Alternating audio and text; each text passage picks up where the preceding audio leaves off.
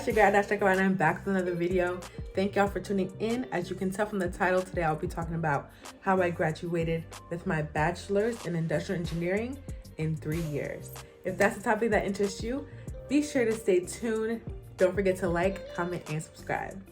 So honestly, it goes back to high school.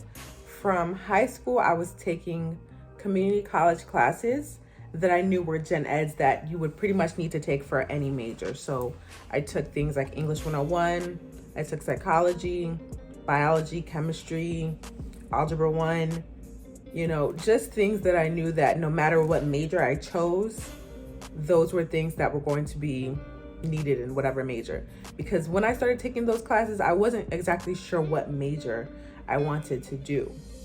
I knew I was good at math, but I didn't know if I wanted to go into anything that had to do with math. I knew I was interested in business, didn't know if I wanted to major in something having to do with business. So I tried to just dip into all of the pots by doing so. And that allowed me to graduate with a bunch of credits that could really be applied to any major once I graduated from high school. I took a couple classes throughout each year of high school. So freshman year, I took maybe one each semester. Sophomore year, I took 2. Junior year, I took a couple, took some in the summer. Senior year, half of my schedule was college classes. So it's not only about taking the community college classes through dual enrollment, but then also making sure that those college classes are going to transfer to whatever university or college that you're interested in. Because the nightmare is trying to transfer them, and then the counselor at your university is like, we don't take them, we don't take them, we don't take them. So make sure if you're interested in this state university or this college or whatever program you're interested in, the credits will transfer to save yourself from headache. And you can do that through like transfer guides that the school offers. When it came to choosing my major, I really didn't decide that I wanted to major in industrial engineering until my senior year of high school, towards the end. And I just was very unsure about what I wanted to do and how I wanted to use it. Now, for the next step, once you actually get to college, for me, I stuck to my major the entire time, which is pretty rare. Usually people will change their major at least once. But for me, I was like, well, this is my major. I don't really know what else I would want to do. So this is what it's going to be. I stuck with it from freshman year all the way to graduation. And that's another thing that helped me stay within a certain time period, because when you switch majors, sometimes you have to catch up for a year or whatever the case may be. But when you just stick with the same thing that you came on, you've been on the same track, you've been hacking at the same, curriculum since day one. And so that is something that, really helped me out. And for me, I know like at 18, I barely knew what I wanted to do with my life. So I can understand how that's difficult. And a lot of times it's unavoidable, because you may think you know what a major is, then you get into it and you learn about it and you're like, this is not what I thought it was. Abort mission. But I mean, if there's a way for you to do as much research as you can, like trying to connect with people who are already in that major or already working in that field, getting a good feel of what they do and what other places that they can use their major in, because this will really allow you to get a good feel of, is this what I want to do? Can I see myself here? Is this really the life I want to live? That's a good one. I didn't necessarily have people in my life that were doing my major, but I just did my research and I was like, this sounds like I could find myself here. I do think that I did a good job in deciding that, but then at the same time, I'm like, I just like to do a lot of different things. So it's hard for me to just box myself into one major. If you're like me, then you may be someone who changes major a lot. Or you may be someone who's like, we're gonna do this path for now. I'm gonna integrate this into it later. I'm gonna have my own personal endeavors, etc., etc. So I would say do your best in trying to find the major that really sits well with you and run with that. Choosing your major is cute and all, but how are you actually doing in the classes? Are you getting through them? Are you struggling? Are you feeling everyone back to front, to left, to right? If that's the case, that's gonna hold you back. And I know what it feels to fail a class. I know how that feels, and it definitely derails you from your graduation time. You fail enough classes, you'll just see your graduation date moving back 2023, 2024, 2025. What I would recommend is if the classes are genuinely hard and you're putting forth your full effort and it's just not making sense, switch that major. And it's okay. It's okay. Because sometimes you're like, you know what, I can do this. You get into them classes and it's something different. Sometimes it's them teachers and sometimes it's just not your strong suit, and that's okay. Because you can always find that. There were times for me when I second guessed myself and I was like, is this really the major I want to do? Can I really pass all of my classes this semester? Like, is my mental health okay for me to be actually doing engineering? But I definitely think once you tap into all of your resources, or once I tapped into all of my resources, I was able to make it out alive, as we see here now. And so those resources for me were going to tutoring, mostly the math classes, physics classes, that tutoring. Yeah, that girl. Went to tutoring, worked in like class groups, so like study groups. Those were great. Had study nights, study sessions, just being with other people that are like, okay, we're also struggling with this concept for this test tomorrow, and we're all banding together to figure out what does it mean.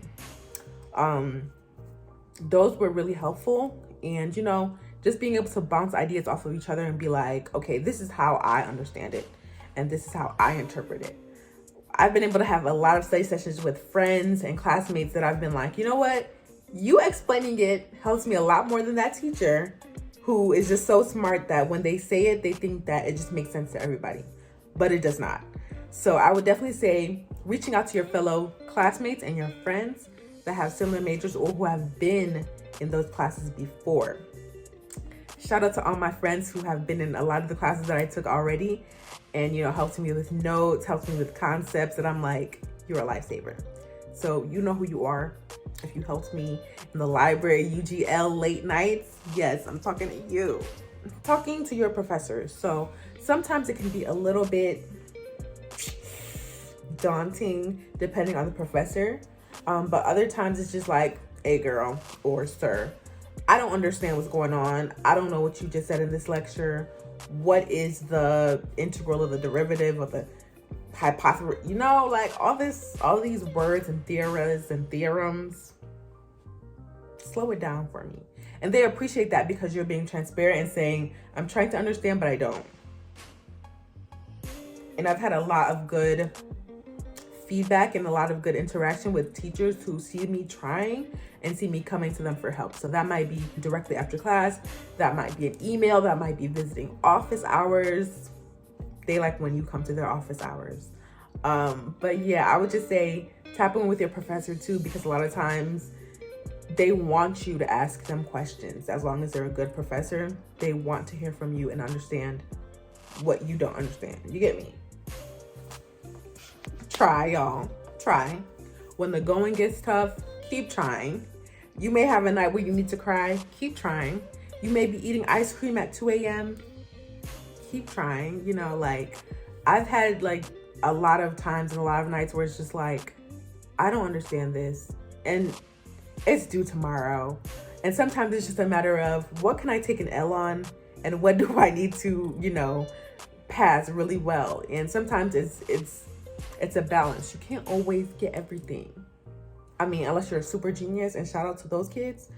But for the rest of us, sometimes it's just like, I understand 9 out of 10 of these concepts. The last one, hopefully it's not a big portion of the exam or whatever concept that we have to do. Also, online resources, like literally YouTube was my best friend for a lot of my math classes, because sometimes these professors do not know how to explain what they're talking about. Like, I can't think of the guy's name. I think his name is, I don't even know. Professor Leonard? I don't know. I'm gonna put, he helped me through a lot of my calc classes. Like, he helped me out because he would break it down. He would start from the beginning and he wouldn't use all these big words. Like, what does this even mean? Like, so yeah, definitely YouTube, Khan Academy, all of that. Those were great resources as well, because it's just like, at the end of the day, like, if you think that learning stops when you leave the classroom, you're sadly mistaken. Depending on what major you do now. In engineering, though, that's the case. You need to do some extra digging to get to what you want to find. Lastly, your health. I'm talking about mental health and physical health. So sometimes you just have to accept things how it is. Go to sleep, take the nap, okay? Because if you stay up all night trying to study and you still don't know, whatever you studied while you were exhausted is not going to be retained. Go to sleep, girl or boy, whoever you are. Go to sleep. Also, having that friend group or that support system around you that's going to rally you on and cheer you on when you're struggling, when you fail the exam, they're like, it's okay, we're gonna celebrate life tonight anyway. We're gonna go get some food anyway. That kept me going. And I really feel like without my friends in college, I wouldn't have made it. Because I honestly had times where I'm just like, I am not okay. I'm not okay. And sometimes it's just the company of everyone who's like, we're all not okay. But it's okay because we have our food, we have our mimosas, we're going to an Afrobeat party tonight, and we just have those things to break up all the craziness of the studying and the trying to make everything work for us that's not working for us. Those kept me going. So I appreciate that. And especially my family too. Like without them, I'd be out of here. So that is for me what helped me graduate from undergrad in 2020. I went in 2017. Also, last piece, I took summer classes. So a lot of times I would take either 1 to 3 summer classes. And sometimes they'd be online. Sometimes they'd be in person, but that really helped me out too. What they don't tell you when they say that a degree is a 4-year degree is that it's 4 years if you take summer classes. But yeah, I mean, to each his own. You don't have to.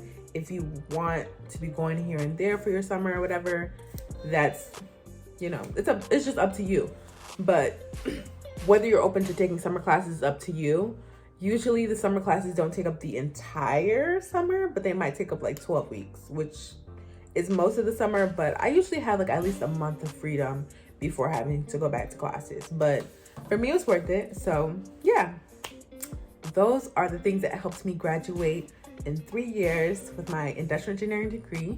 If you have any questions about my journey, feel free to comment down below. If you have any tips that helped you to graduate, or, you know, are keeping you going in the process of graduating, comment down below.